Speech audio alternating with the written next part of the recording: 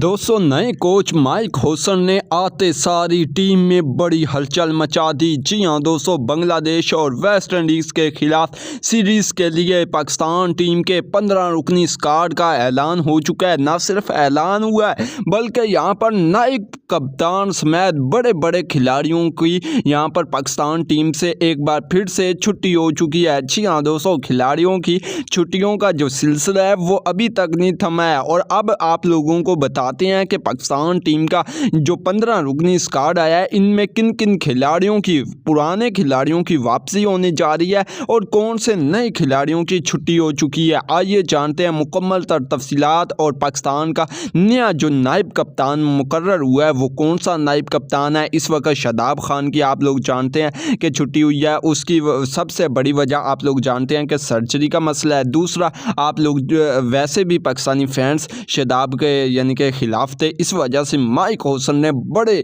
यहाँ पर पैमाने पर तब्दीलियाँ कर दी हैं। आइए जानते हैं कि पाकिस्तान टीम का कौन सा स्क्वाड है वेस्ट इंडीज़ और बांग्लादेश के खिलाफ T20 सीरीज़ के लिए किन किन खिलाड़ियों की छुट्टी होने जा रही है। मुकम्मल तफसीलात देते हैं। तो सबसे पहले वीडियो को कर दीजिए लाइक। चैनल पर अगर आप फर्स्ट टाइम है तो चैनल को भी सब्सक्राइब कीजिए और नीचे कमेंट सेक्शन में अपना फेवरेट खिलाड़ी ज़रूर टाइप करना है। आप लोगों ने ना यहाँ पर वीडियो को एंड तक वॉच करना है। एंड पर आप लोगों को बड़ी अपडेट, बड़ी पेशरफ्त भी बता रही है बाबर आजम के बारे में। जी हाँ दोस्तों, बाबर आजम के अगर फ़ैन है तो लास्ट तक आप लोगों ने ज़रूर यहाँ पर वीडियो को वॉच करना है। तो बताते चलिए, सबसे पहले पाकिस्तान टीम के स्क्वाड की बात करते हैं। स्क्वाड में भाईजान आप लोगों को काफ़ी ज़्यादा यानी कि यहाँ पर काफ़ी ज़्यादा तब्दीलियाँ देखने को मिलेंगी। वो ऐसे कि कुछ खिलाड़ियों की इंजरियाँ हो चुकी हैं। एक तो यहाँ पर शादाब खान है, दूसरा यहाँ पर नसीम शाह भी है। लेकिन मोहम्मद वसीम जूनियर के बारे में अपडेट आई थी कि मोहम्मद वसीम जूनियर भी बाहर रहेगा, लेकिन अब ऐसा नहीं होगा। माइक होसन ने आते सारी पहले नंबर पर इस स्क्वाड में जिस खिलाड़ी को शामिल किया है वो मोहम्मद वसीम जूनियर है। जी हाँ दोस्तों,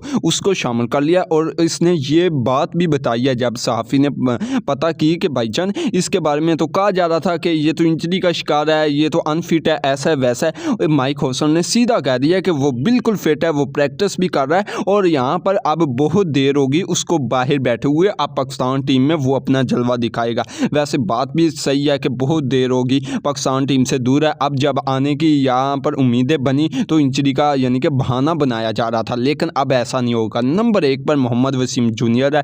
नंबर 2 की बात की जाए, जो यहाँ पर शादाब की जगह आया है वो मोहम्मद नवाज आया है। यार ये कैसे आ गया वो तो मुझे नहीं पता, लेकिन सबसे बड़ी वजह जो मुझे लगती है टीम में वापस आने की वो ये है कि भाईजान एक तो यहाँ पर शादाब खान गया है, इसकी जगह ऑलराउंडर ही आएगा वो यहाँ पर मोहम्मद नवाज। इसलिए यहाँ पर बेस्ट चॉइस है माइक होसन की कि भाईजान इस्लामाबाद का ही मोहम्मद नवाज है और इस्लामाबाद का ही कोच माइक होसन है। ये असल वजह नहीं है। असल वजह ये है कि इसने PSL में जिस तरीके से बैटिंग किया, एग्रेसिव इंटेंट वाली बैटिंग किया, वो काबिल दीद है। इस वक्त ना मोहम्मद नवाज की बैटिंग शादाब से बहुत दर्जे यानी कि यहाँ पर बेहतर है। इस वजह से टीम में आया है और बॉलिंग भी अच्छी करा लेता है, यानी कि इतनी यानी कि इसकी बुरी बॉलिंग नहीं है। अब यहाँ पर मोहम्मद नवाज है, वो तो वक्त ही बताएगा क्या करेगा। अब यहाँ पर शामिल कर लिया है, ये बड़ी अपडेट है। उसके बाद अगले नंबर की बात की जाए तो यहाँ पर आप लोग पाकिस्तान टीम के अंदर आमिर जमाल को देखेंगे। हाँ, आमिर जमाल कैसे आ गया भाईजान? बिल्कुल आ गया, टीम के अंदर आ गया और उसी तरीके से आया जिस तरीके से हुसैन तल्लत आया था। हुसैन तल्लत की जगह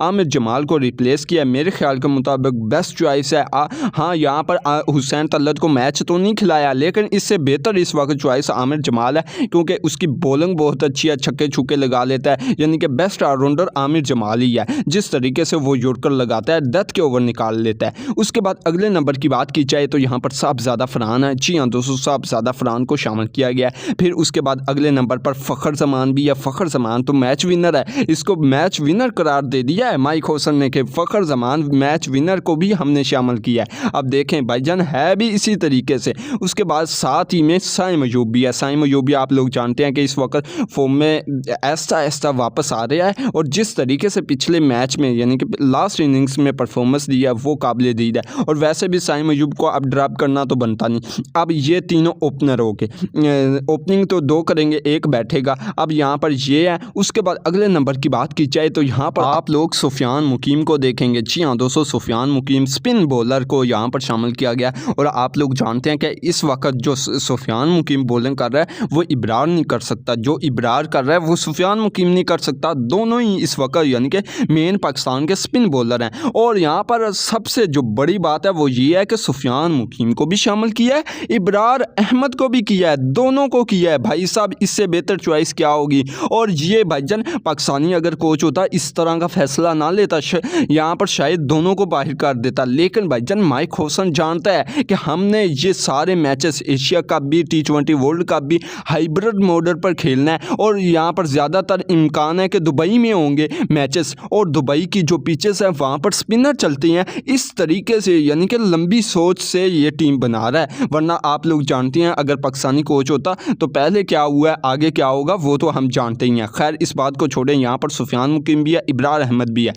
इसीलिए तो मोहम्मद नवाज़ को शामिल किया, हालांकि वहाँ पर कोई और शामिल किया जा सकता था, लेकिन स्पिन ऑलराउंडर है इसलिए भाईजान वो चेक करना चाह रहा है कि भाईजान ये पाकिस्तानी पिचेस पर क्या करेगा, उसके बाद आगे हम सोचते हैं। यहाँ पर मोहम्मद नवाज़ है, सुफियान मुकीम है, इब्रार अहमद है, इसके साथ साथ खुशदिल शाह को भी शामिल किया गया है। बेस्ट चॉइस है इस वक्त खुशदिल शाह। बैटिंग अच्छी नहीं कर रहा, बॉलिंग में इस वक्त यानी कि लाजवाब ये चॉइस है। अब बैटिंग भी इंशाल्लाह करेगा। उसके बाद अगले नंबर की बात की जाए तो यहाँ पर हमारे कप्तान सलमान अली आगा को देखेंगे। जी हाँ दोस्तों, यहाँ पर कप्तान सलमान अली आगा हैं। फिर अगले नंबर पर भाईजान नायब कप्तान के तौर पर wicket keeper batsman Mohammad Haris हैं। जी हाँ दोस्तों, यहाँ पर नायब कप्तान मुकर्रर हो चुके हैं शादाब खान की जगह, क्योंकि शादाब खान इस वक्त सर्जरी कराने में मसरूफ़ है इंग्लैंड में, इसलिए भाईजान अब जो नायब कप्तानी करेगा वो wicket keeper batsman Mohammad Haris करेगा। और मेरे ख्याल के मुताबिक यार बेस्ट है ना कि यहाँ पर किसी और को नायब कप्तान बनाया जाए, यानी कि राना फ़हीम अशरफ को बना दिया जाए, नवाज़ को बना दिया जाए, क्योंकि अक्सर करते यही हैं कि जो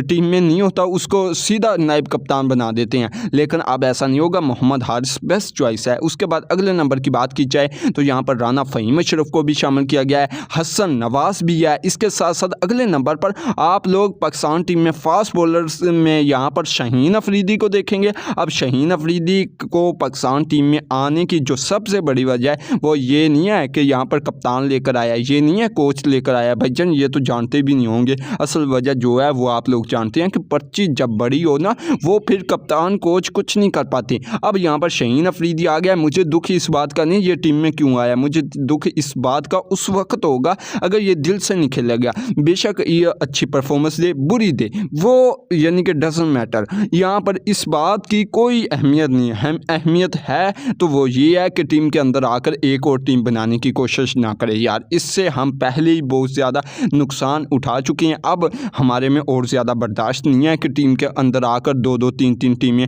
और बन जाएं। खैर यहाँ पर शाहीन अफरीदी को शामिल किया गया। उसके बाद अगले नंबर पर अब्बास अफरीदी भी है और यहाँ पर हसन अली भी है। ये पाकिस्तान टीम का स्क्वाड है, मेरे ख्याल के मुताबिक इससे बेहतर यहाँ पर पाकिस्तान का स्क्वाड नहीं हो सकता। जबकि यहाँ पर बाबर आजम के बारे में बड़ी अपडेट आ चुकी है कि बाबर आजम वेस्ट इंडीज़ और बांग्लादेश के खिलाफ सीरीज़ में आप लोगों को नज़र नहीं आएगा, जबकि एशिया कप और T20 वर्ल्ड कप में यहाँ पर माइक हसन के प्लान में शामिल है, वहाँ पर आप लोगों को ज़रूर बाबर आजम नज़र आएगा। ये बड़ी अपडेट आ चुकी है और इन सीरीज़ में आप लोगों को नज़र नहीं आएगा। और अच्छी बात है कि इन सीरीज़ में यंगस्टरों को ही मौका दिया जाए ताकि हमें भी पता चल सके कि बाबर आजम अगर जाता भी है तो उसकी जगह बेहतर चॉइस हमारे पास मौजूद है। स्क्वाड कैसा लगा नीचे ज़रूर बताइएगा। मज़ीद अपडेट्स के लिए चैनल को सब्सक्राइब कर दीजिए।